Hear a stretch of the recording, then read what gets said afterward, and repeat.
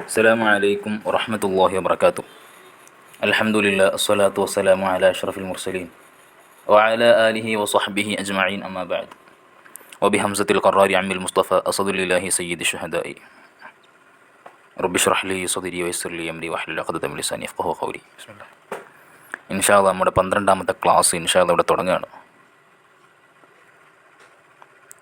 നമ്മൾ വകാന ഫീ സുൽബി ഇബ്രാഹിം അലൈഹിസ്സലാം ഹീന ഉൽഖിയ ഫിന്നാരി ഫആദ വസാറ ലഹബുഹ മുഹമ്മദ അവിടെ വരെ നമ്മൾ എടുത്തു.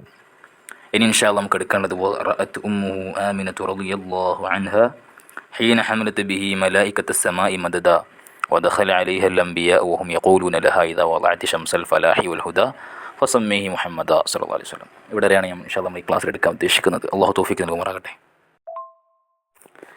വറഅത് ഉമ്മുഹു ആമിനതു റളിയല്ലാഹു അൻഹ. ഇത്രയും നേരം നമ്മൾ പല കാര്യങ്ങൾ അത്ഭുതങ്ങൾ തന്നെ പറയുന്നു കേട്ടോ. ഓരോ അത്ഭുതങ്ങൾ ഇങ്ങനെ പറഞ്ഞു വരികയാണ്.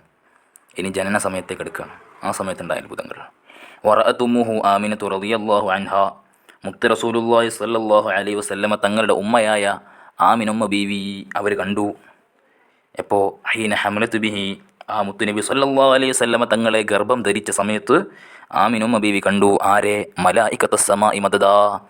ആകാശത്തിലുള്ള മലക്കുകളെ കണ്ടു. എങ്ങനെ?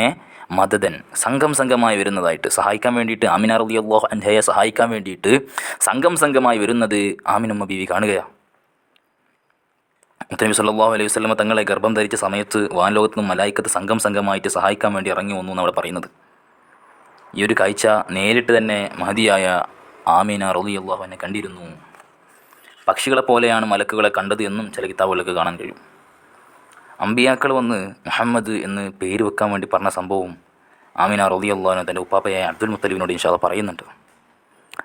വദഖല അലൈഹൽ അംബിയ, അതാണ് ശേഷം പറയാൻ പോകുന്നത്. വദഖല അലൈഹൽ അംബിയ, അമ്പിയാക്കൾ ആമിന റളിയല്ലാഹു അൻഹയുടെ അടുക്കിലേക്ക് വന്നു, പ്രവേശിച്ചു.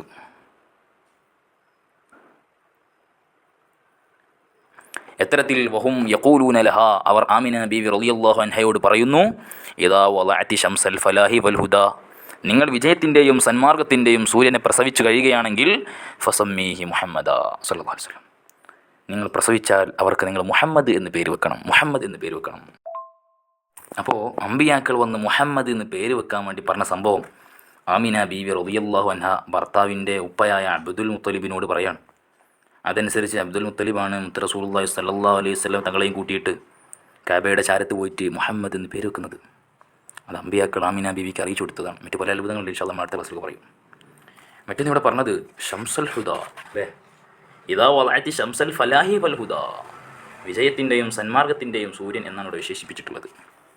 ലോകത്ത് നടക്കുന്ന ഏത് വിജയത്തിൻ്റെയും സന്മാർഗ ദർശനത്തിൻ്റെയും കാരണക്കാരൻ അത് മുത്ത് റസൂലുള്ളാഹി സ്വല്ലല്ലാഹു അലൈഹി വസല്ലം തങ്ങളാണ്. എല്ലാ അനുഗ്രഹങ്ങളും മുത്ത് റസൂലുള്ളാഹി സ്വല്ലല്ലാഹു അലൈഹി വസല്ലം ബർക്കത്തോട്ട് നമുക്കൊക്കെ കിട്ടുന്നത്, എല്ലാ അനുഗ്രഹങ്ങളും എല്ലാവർക്കും കിട്ടുന്നത് അതുകൊണ്ടാണ്. ഇമാം ഖസ്തലാനി റളിയല്ലാഹു അൻഹു തൻ്റെ കിതാബിൽ മുത്തുനബി സല്ലല്ലാഹു അലൈഹി വസല്ലം പേരെണ്ണുമ്പോൾ ഷംസ്, സൂര്യൻ എന്ന പേരെണ്ണിയിട്ടുണ്ട്. ഷംസിൻ്റെ അർത്ഥമാണ് സൂര്യൻ കേട്ടോ. ഷംസ് എന്ന പേരെണ്ണിയിട്ടുണ്ട്. സൂര്യൻ്റെ ഒരുപാട് സ്വഭാവങ്ങൾ മുത്തുനബി സല്ലല്ലാഹു അലൈഹി വസല്ലം തങ്ങൾക്കുള്ളത് കൊണ്ടാണ് അങ്ങനെ പേരിച്ചത്. സൂര്യനെ കൊണ്ട് ഒരുപാട് ഉപകാരങ്ങളുണ്ടല്ലോ, എണ്ണിയാൽ ഒടുങ്ങൂല്ല അതിൻ്റെ ഉപകാരങ്ങളൊന്നും. അത്ര ഉപകാരങ്ങൾ സൂര്യനെ കൊണ്ടുണ്ട്. നമുക്ക് രാവും പകലും വേർതിരിച്ച് മനസ്സിലാകുന്ന സൂര്യനെ കൊണ്ടാണ്.